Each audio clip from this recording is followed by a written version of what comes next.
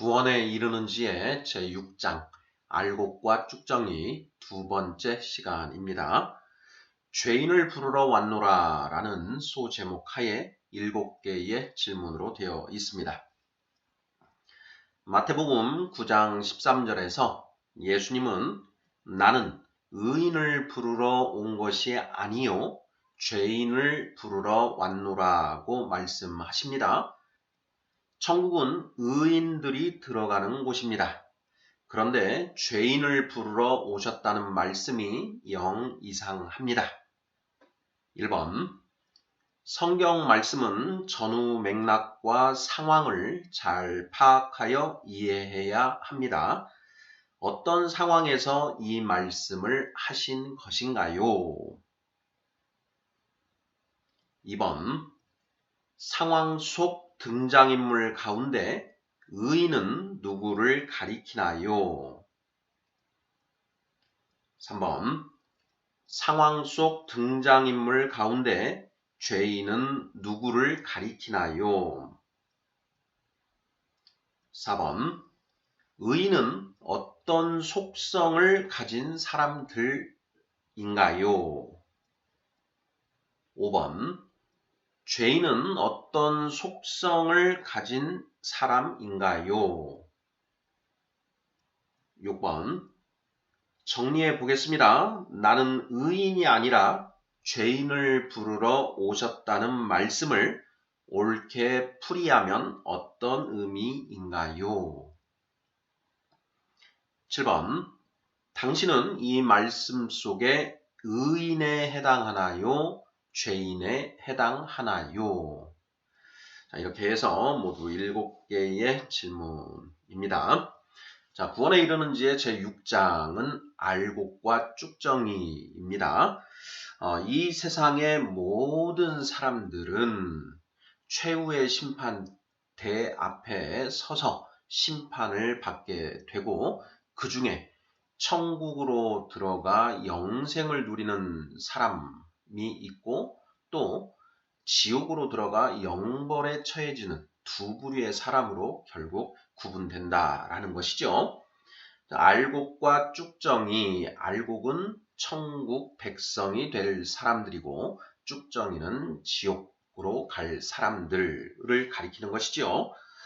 자, 오늘 두 번째 시간입니다. 죄인을 부르러 왔다라고 예수님께서 말씀을 하십니다. 천국은 의인들이 들어가는 곳이 마땅합니다. 그런데 예수님이 의인을 부르러 오신 것이 아니라 죄인을 부르러 오셨다. 이렇게 말씀을 하시죠.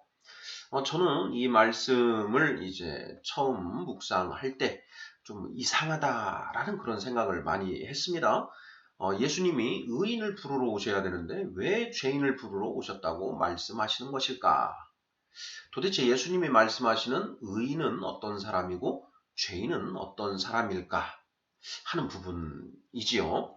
자, 우리 성도님들께서는 자, 이 말씀 어떻게 이해를 하셨는지요? 자, 1번부터 문제를 풀어보도록 하겠습니다. 1번, 성경 말씀은 전후 맥락과 상황을 잘 파악하여 이해해야 합니다. 어떤 상황에서 이 말씀을 하신 것인가요? 네, 우리가 성경 말씀 풀이를 할 때 전후 맥락 그리고 그 말씀을 하시는 상황을 정확하게 이해를 해야만 그 말씀을 올바로 이해할 수 있다라는 것이지요. 자, 마태복음 9장입니다. 자, 마태복음 9장 9절로 13절까지의 말씀인데 자, 읽어보도록 하겠습니다. 9절, 예수께서 그곳을 떠나 지나가시다가 마테라 하는 사람이 세관에 앉아 있는 것을 보시고 이르시되 나를 따르라 하시니 일어나 따르니라. 10절, 예수께서 마태의 집에서 앉아 음식을 잡수실 때에 많은 세리와 죄인들이 와서 예수와 그의 제자들과 함께 앉았더니 11절, 바리새인들이 보고 그의 제자들에게 이르되 어찌하여 너희 선생은 세리와 죄인들과 함께 잡수시느냐. 12절 예수께서 들으시고 이르시되 건강한 자에게는 의사가 쓸데없고 병든 자에게라야 쓸데있느니라. 13절 너희는 가서 내가 긍휼을 원하고 제사를 원하지 아니하노라 하신 뜻이 무엇인지 배우라. 나는 의인을 부르러 온 것이 아니요 죄인을 부르러 왔노라 하시니라. 아멘. 자, 여기에서 지금 이제 예수님께서 나는 의인을 부르러 온 것이 아니요 죄인을 부르러 왔노라 이래 말씀을 하셨는데, 자, 어떤 상황에서 이런 말씀을 하셨는가 하는 질문이지요. 자, 상황은 그렇습니다. 10절과 11절이죠. 예수께서 마태의 집에서 앉아 음식을 잡수실 때에 많은 세리와 죄인들이 와서 예수와 그의 제자들과 함께 앉았더니 11절 바리새인들이 보고 그의 제자들에게 이르되 어찌하여 너희 선생은 세리와 죄인들과 함께 잡수시느냐. 자, 바리새인들이 세리와 죄인들이 예수님의 식탁에 함께 앉아 있는 것을 보고 트집을 잡는 그런 상황인 것이지요. 너희 선생 예수가 의로운 사람이라고 한다면 어찌 죄인들과 어울리시는 것이냐, 이렇게 트집을 잡는 그런 상황입니다. 자, 이런 상황에서 예수님이 이 말씀을 하신 것이다. 이런 맥락으로 답을 하면 틀림없을 것 같습니다. 자, 2번 질문 보겠습니다. 2번 상황 속 등장인물 가운데 의인은 누구를 가리키나요? 자, 상황 속의 등장인물. 자, 예수님, 그리고 마태, 세리와 죄인들, 그리고 바리새인들 이렇게 있는 것이죠. 자, 여기에서 예수님이 나는 의인을 부르러 온 것이 아니요 죄인을 부르러 왔노라 이렇게 말씀하셨는데, 자, 예수님이 말씀하신 의인은 누구를 가리키는가? 정답은 무엇인가요? 바로 바리새인들을 가리킨다. 이렇게 답을 하면 맞을 것 같습니다. 3번 상황 속 등장인물 가운데 죄인은 누구를 가리키나요? 죄인. 자, 나는 의인을 부르러 온 것이 아니라 죄인을 부르러 왔노라. 자, 바리새인들이 보고 그의 제자들에게 이르되 어찌하여 너희 선생은 세리와 죄인들과 함께 잡수시느냐. 자, 바리새인들이 의인이고 죄인은 바로 세리와 죄인들인 것이지요. 자, 4번 문제, 5번 문제가 중요한데요. 자, 4번 의인은 어떤 속성을 가진 사람인가요? 5번 문제 죄인은 어떤 속성을 가진 사람인가요? 나는 의인을 부르러 온 것이 아니요 죄인을 부르러 왔노라 이렇게 말씀을 하셨는데, 자, 예수님이 말씀하신 의인은 어떤 사람을 가리키는 것이고 예수님이 말씀하신 죄인은 어떤 사람을 가리키는 것인가 하는 질문입니다. 바로 이 부분이 오늘 우리가 묵상하는 핵심 중에 핵심이 아닐까 싶은데요. 자, 우리 성도님들, 자, 초신자나 불신자가 이런 질문을 해왔을 때 어떻게 답을 하시겠습니까? 여기서 말하는 의인은 이런 사람을 말하고 죄인은 이런 사람을 말하는 것입니다. 이렇게 답을 해줘야 되는데, 자, 어떻게 답을 하시겠는가 하는 그런 질문입니다. 자, 4번 문제 의인은 어떤 속성을 가진 사람인가요? 의인. 자, 바리새인들을 가리킨다라고 했죠. 자, 이 바리새인들은 어떤 사람들인가요? 자, 바로 율법을 철저하게 지키는 사람들이었지요. 자, 이 바리새인들은 하나님께 대한 열심이 있는 자들이었습니다. 그러니 자신이 하나님 잘 믿는다고 생각하고 하나님의 율법을 잘 지키고 또 철저히 지키려고 노력하는 그런 사람들이다. 자, 이 바리새인들은 자, 자신들과 같지 않은 세상 사람들을 보고 그들은 죄인이고 자신들은 의로운 사람이다 라고 이렇게 생각하는 그런 사람들 아니겠습니까? 자, 의인은 어떤 속성을 가진 사람인가? 바로 스스로 자신이 의롭다고 생각하는 사람이다. 이렇게 답을 하면 어떨까 싶습니다. 자, 그러면 5번 질문. 죄인은 어떤 속성을 가진 사람인가요? 죄인.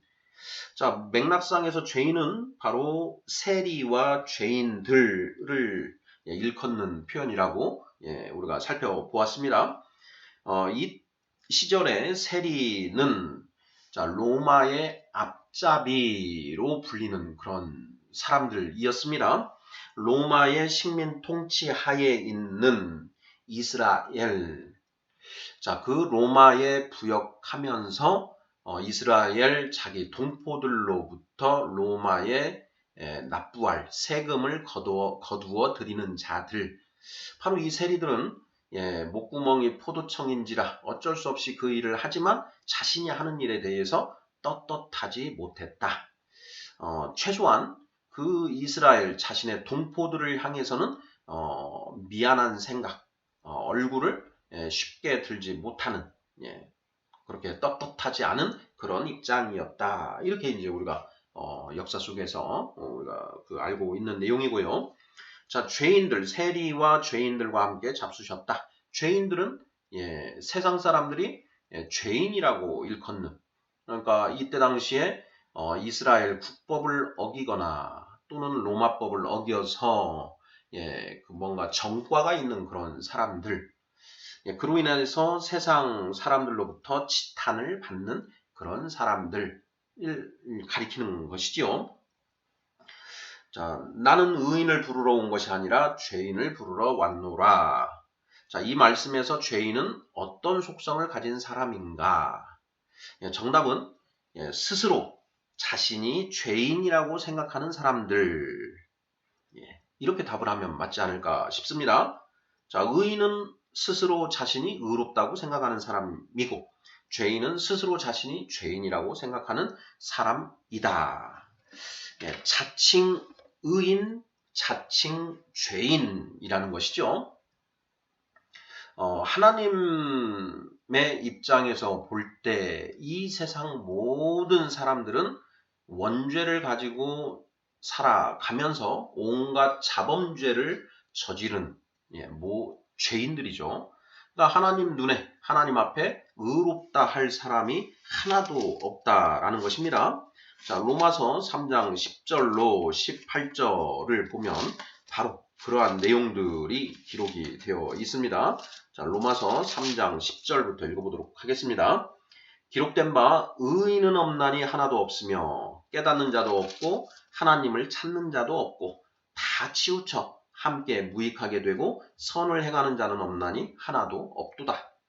그들의 목구멍은 열린 무덤이요 그 혀로는 속임을 일삼으며 그 입술에는 독사의 독이 있고 그 입에는 저주와 악독이 가득하고 그 발은 피 흘리는데 빠른지라. 파멸과 고생이 그 길에 있어 평강의 길을 알지 못하였고 그들의 눈앞에 하나님을 두려워함이 없느니라 함과 같으니라. 네, 바로 이 로마서 3장 10절로부터 18절까지 우리 인간의 실상이 어떠한 것인지를 설명하고 있는 것이죠. 로마서 3장 9절. 자, 그러면 어떠하냐? 우리는 나으냐? 결코 아니라. 유대인이나 헬라인이나 다 죄 아래에 있다고 우리가 이미 선언하였느니라. 이렇게 되어 있지요. 결국 이 세상에 살아가는 모든 사람들은 하나님 보시기에 죄인이다라는 것이지요. 왜 죄인인가? 원죄와 자범죄를 범하며 살아가기 때문에 죄인이다. 자, 원죄는 무엇입니까? 사람이 각자 자기 생각과 가치관을 기준으로 옳고 그름, 선악을 스스로 판단하는 것이시죠. 이 세상에 살아가는 우리 주변 사람들을 살펴보면 자기가 자기 생각과 가치관을 기준으로 스스로 선악을 판단하지 않는 사람이 한 명이라도 있는가? 없지요. 있다라고 한다면 하나님의 은혜로 예수 그리스도를 알고 하나님의 말씀을 기준으로 살아가기로 결단한 그런 소수의 사람들만 그 원죄로부터 벗어나 모습을 보여줄 뿐 대다수 거의 99.99%의 사람들이 이 원죄와 자범죄 속에서 살아가고 있다라는 것이죠. 그렇게 이 세상 모든 사람들이 죄인임에도 불구하고 스스로 자신은 의인이라고 생각하는 사람들이 대부분이다라는 것이죠. 자, 6번 문제 보겠습니다. 정리해 보겠습니다. 나는 의인이 아니라 죄인을 부르러 오셨다는 말씀을 옳게 풀이하면 어떤 뜻인가요? 어떤 의미인가요? 자, 나는 의인이 아니라 죄인을 부르러 왔노라. 자, 풀어보면, 자, 나는 스스로 의인이라고 생각하는 사람들을 부르러 온 것이 아니라 스스로 죄인이라고 생각하는 사람들을 부르러 온 것이다. 자, 이렇게 풀이하면 딱 맞지 않을까 싶습니다. 자, 스스로 죄인이라고 생각하는 사람들, 성령의 외적 임재를 통해서 자신이 죄인이다. 나는 정말 나쁜 놈이다. 이렇게 생각하는 자들을 부르러 오신 것이다. 그런데 이것을 스스로 자각할 수는 없는 것 같습니다. 자, 우리 성도님들도 그러시겠지만 저 또한 제가 이 하나님 말씀, 복음을 듣고 깨닫기 전에는 내가 죄인이라는 사실을 전혀 모르고 그래도 나는 괜찮은 사람이야. 이런 생각을 가지고 살아왔다라는 것이지요. 성령이 임하셔서 이 하나님 말씀을 깨닫게 해주시지 않으면 내가 죄인이라는 사실을 알 수가 없다라는 것이죠. 이와 관련해서 요한복음 16장 8절 말씀. 자, 그가 와서 죄에 대하여, 의에 대하여, 심판에 대하여 세상을 책망하시리라. 자, 그는 보혜사 성령님을 가리키는 것이죠. 그 성령이 오셔서 죄가 무엇인지, 의가 무엇인지, 심판이 무엇인지 이 세상으로 하여금 깨닫게 하실 것이다. 라는 그런 말씀 아니겠습니까? 자, 이어지는 9절 말씀. 죄에 대하여라 함은 그들이 나를 믿지 아니하며 나를 믿지 아니하며. 자, 우리가 성경을 읽을 때 나, 예수, 그리스도, 주라는 표현이 나오면 하나님의 말씀으로 바꾸어서 읽어보면 뜻이 명확해진다라고 했습니다. 자, 죄에 대하여라 함은 그들이 하나님의 말씀을 믿지 아니하미요. 이렇게 되어 있습니다. 자, 우리는 하나님의 말씀을 믿지 않고 오직 내 생각과 가치관을 기준으로 살아왔지요. 자, 그것이 곧 죄다. 그 죄를 깨닫는 것은 내가 스스로 절대 깨달을 수 없는 것이고 오직 복음을 들어야만 가능한 일이다. 라는 것이죠. 자, 나는 의인이 아니라 죄인을 부르러 오셨다. 자, 그렇게 말씀과 성령님의 조명하심으로 그 말씀을 온전히 깨달아서 내가 죄인임을 깨달은 자, 그런 자들을 내가 부르려고 이 땅에 오신 것이다. 이렇게 예수님이 말씀하신다라는 것이죠. 자, 사도 바울은 자신을 죄인 중에 괴수라고 칭했습니다. 디모데전서 1장 15절. 미쁘다. 모든 사람이 받을 만한 이 말이여. 그리스도 예수께서 죄인을 구원하시려고 세상에 임하셨다 하였도다. 죄인 중에 내가 괴순이라. 죄인 중에 내가 괴순이라.